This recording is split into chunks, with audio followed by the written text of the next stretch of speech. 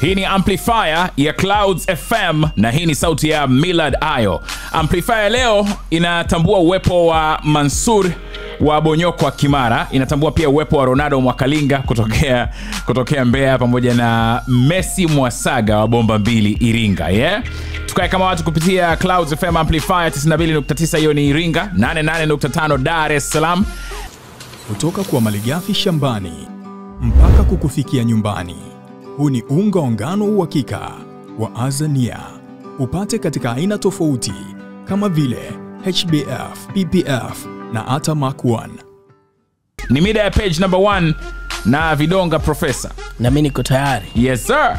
Leo kwenye page nimesema tutakuwa na Linux Sandem Jada. Yeah. Na yeye ameonyesha kusikitishwa sana na ile kauli ambayo aliitoa Master J, licha ya Master J kuiweka sawa na kukiri kuomba msamaha kwa kile ambacho alikizungumza, ila bado yanaamini kama kimemshushia sana kwa upande wake. Okay. Yes. Kwa mtazamo amefunguka zaidi, na hii ni pia alikuwa anatolea comment kuhusiana na ambao wanaamini wasanii wa Tanzania hawawezi kuimba live, huku akisema hata yeye mbona ni mkali wa live, mbona kuna kina Barnaba ni wakali wa live. Basi tu ilitokea sometimes sio kila siku kwenye mchezo, yeah. Mchezaji anaweza kawa fit, kuna muda anaweza katokea na asifanye vizuri. Hapo alikuwa akimgusia Mario. So kwa fafanuzi zaidi juu ya kile ambacho alikizungumza Master J na yeye kumpunguza kwenye maproducer ambao, kwenye list ya maproducer ambao alikuwa anategemea au alikuwa anatamani kufanya nao kazi, ni hii ufafanuzi wake.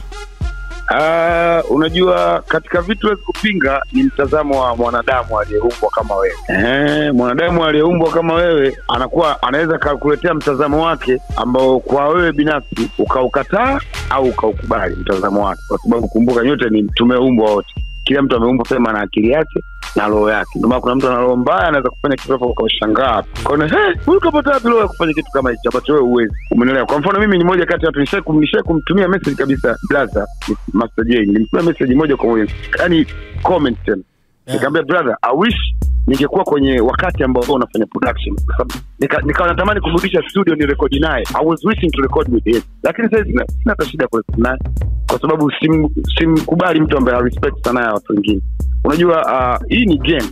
Sometimes hata mchezaji anaweza kaingia uwanjani, mchezaji mkali kabisa ama unamwamini, akaingia uwanjani, lakini siku hiyo asicheze kwenye kiwango ambacho unamwamini au unaamini ndio kiwango chake huwa anacheza, kwa sababu yeye ni mwanadamu. Kama nilivyokuelewa vizuri, umemaanisha kwamba uliwahi kutamani kufanya kazi na Master J, lakini kwa namna ambavyo umeona alitoka kauli yake labda dhidi ya Alikiba imekukata. Kwa sababu nimenikata sina taja, kwa sababu amedisrespect sana ya mtu. Haitakiwi. Okay. Utaki kudisrespect sana ya mtu. Wako ambao wanaamini kama mtu anakujia unamuona kabisa huyu ni mtu ana kitu. Ile kitu hakijafika level fulani ya yeye kufika ambapo anataka yeye. Usimdanganye, lakini tafuta njia nzuri ya kufikisha. Umemsikia? Yes. Yeye kwake kilichomuuma ni kuona bwana kama hajaheshimu sana ya mtu. Yeah.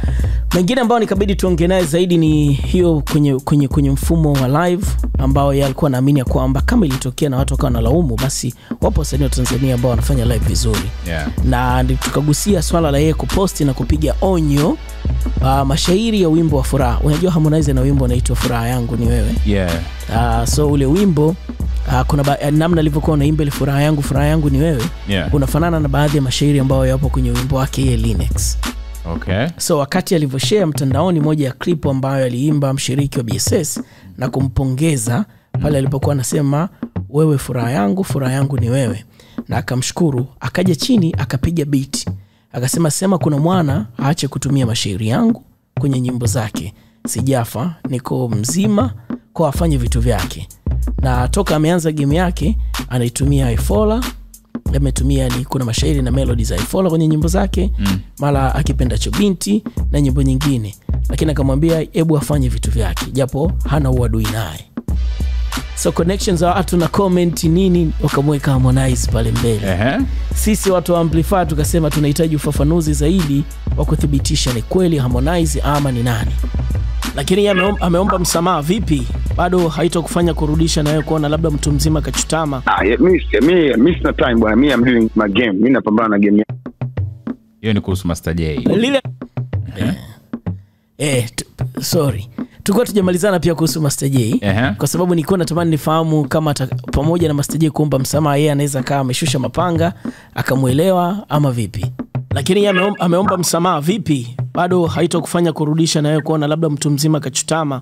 Mimi sina time bwana, mimi am doing my game, mimi napambana na game yangu, sina time na maisha. Kwa hiyo mimi nimeongea kama nilivyoongea, basi mimi nadili na maisha yangu na game yangu. I don't deal with anybody, wala sina dili na mtu mwingine. Nimeongea tu, nimemkumbusha brother kwamba kumsikia respect hata za watu.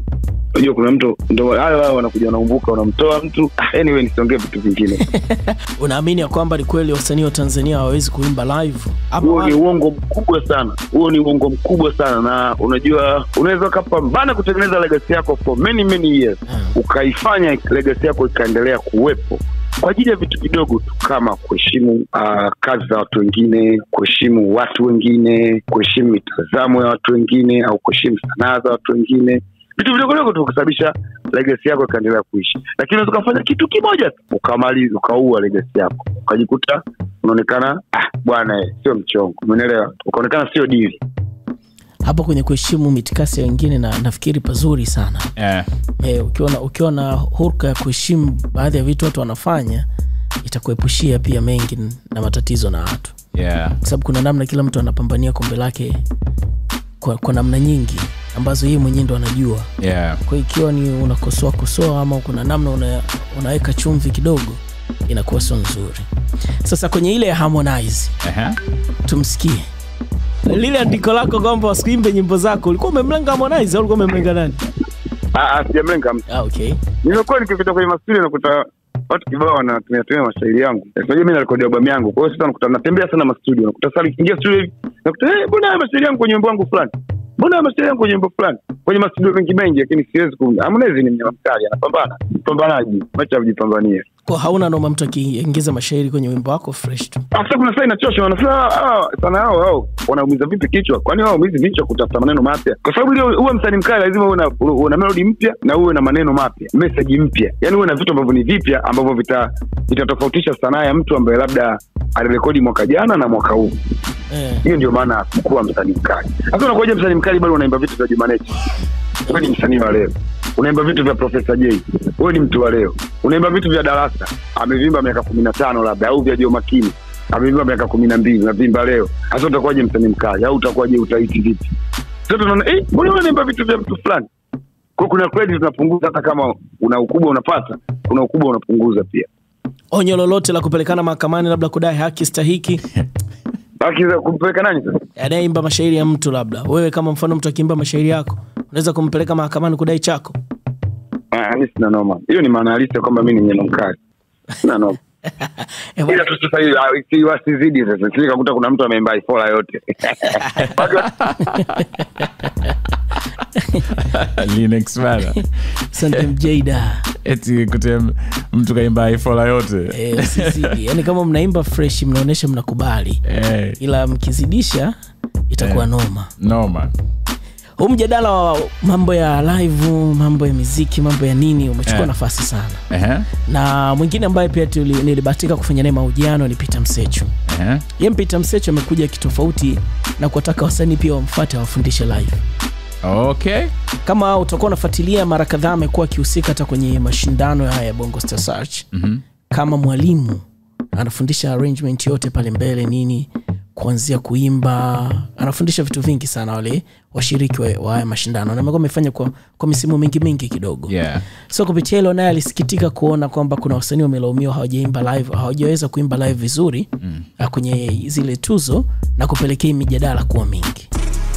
Sasa yeye alikuwa anasemaje kama Peter Msechu? Nimekuwa mmoja wa watu ambao nimefuatilia kilichotokea Trace, na nilipata bahati ya kuangalia. Kwa kweli inasikitisha sana. Kwa mara ya kwanza unaona Watanzania wao wenyewe wanakuja wanazungumza kuhusu wasanii wao walio perform kwenye Trace. Sitosema ni msanii gani, lakini ninachozungumza live performance zilizofanyika kwenye Trace kwa Watanzania kwa kweli zimedisappoint Watanzania wengi sana, na sio Watanzania tu, wa Kenya, nchi mbalimbali, kila mtu analalamika. Nafikiri sasa hivi jamii inajua kitu kizuri na kibaya ni kipi. Labda ingekuwa ni Trace ya kuwa awards wa Tanzania pekee na hakuna watu wengine, labda tusingeona mapungufu. Tumeshaona shows nyingi sana za wasanii wetu za live, hatukuwahi kukutana na challenge ya wasanii wengine wa nje kuperform kwenye stage moja. Labda hiyo imeonyesha gap kubwa sana kiukweli kwa mtu ambaye yuko musical, mtu ambaye anafahamu nini cha kufanya kwenye stage hasa ya live. performance zilizofanya kwenye Trace za wasanii wetu inabidi wajitafakari sana. Unaiona tofauti kabisa kati ya wasanii hawa wa nchi fulani na wasanii hawa, na ndio kinachoendelea mtandaoni. Kwa hiyo badala watu tena wazungumzie kwamba Tanzania tujachukua tuzo, watu wamepata tuzo, watu wanazungumzia ubora wa performance. Utaona ni kwa namna gani watu wamekuwa wanaona. Kwa hiyo ambacho naweza kukisema ni kwamba kuna haja ya wasanii kujifunza, kutoa kazi kwa watu wanaojua. Mimi binafsi nisha kusemaga hadharani siwezi kuandika wimbo na siwezi kuandika nyimbo, na ndio maana nyimbo zangu zote nimeandikiwa. Kuna watu ambao wanafahamu kwa arrange show, watoe hizo kazi. Mimi natamani wasanii wakubwa waamini kwamba wao ni wakubwa, wamesha hit, wana nyimbo nzuri, watoe kazi kwa watu wanaojua, na wala sifichi.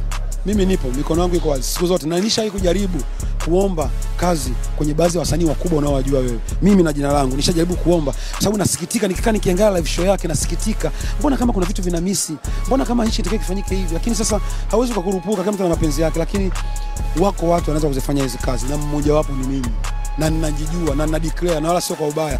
Msanii yote mkubwa anataka kufanya live show, akitaka kufanya kitu cha ajabu ambacho ni cha standard ya kimataifa, mtafute Peter Msechu basi. Peter kajipakulia minyama. Kwa Peter anataka Diamond aende amwambie bana, hebu nifundishe tupige live au sijamuelewa. Lakini anyway anaweza kawa ana point zake. Yes, kwamba wasanii wamuende kumuona. Mimi nafahamu Peter Msechu toka anaimba gospel. Wakati mimi nafanya kazi kwenye radio inapiga gospel peke yake, yani radio ya Kikristo. Yes, Msechu alikuwa na kundi lao moja, walikuwa wanaitwa The Followers. Okay. Yes, na nakumbuka siku ambayo Msechu amekuja, ilikuwa ni kati ya mwaka 2005 mpaka 2008. So nakumbuka wakati Msechu amekuja, ameleta CD. Time hiyo ilikuwa kwenye radio unapeleka CD ya ngoma, yani ukiwa msanii.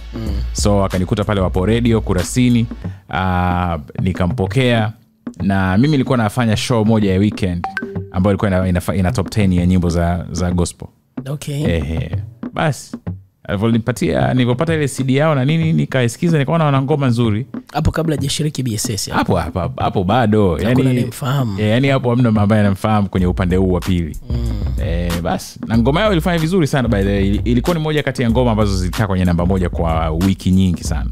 Ilikuwa inapendwa sana. Walikuwa wanaitwa The Followers. Hatari kabisa. Safi sana. So nadhani huko kuanzia kwenye gospel, unajua kwa makanisani, mambo ya kuimba live, so unajua kanisani kuna kuimba live kwingi.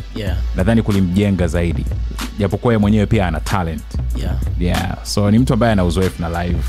Safi. Na hili pia lilidhihirika kwenye show ya Christina Shusho. Wasanii wa gospel walivyokuwa kipewa nafasi ya kuimba pale, anachokiimba pale live ndo kile ambacho nakisikia kwenye ngoma ambayo amerekodi studio. Okay. Na hiyo ilimfanya Rayvanny alikiri, akasema wengi hao wanaimba ni wana talent. Yaani ukisikia sauti yake unaisikia kweli na anakushawishi. Tofauti na sisi kidogo lazima ikiingia studio igusu ifanye hivi. Kwa soko ambalo sasa hivi tunaenda la kupata stage, za kushare stage na wasanii wakubwa, ushindani mkubwa wa kimataifa, nafikiri ili swala la live kweli kuna haja kubwa kujipiga msasa.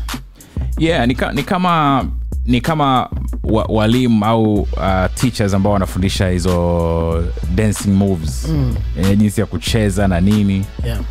So nadhani watu wakipewa vitengo ambao wanajua, itasaidia zaidi kumboresha mtu. Unafanya Peter kesho andike pale Msechu training.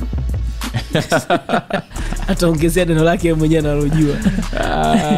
Live trainer. Live trainer. Sasa hivi anapenda opportunity. Ataachana na umegebuka na mwachia mama, anapiga hivyo. Sema Msechu si mtu wa vitu vingi. Kwa atapiga mikono yote kabisa. Bas poa, page 1. Bana, page 1. Special thanks kwa video ngatumeisha naye kwenye page number 1.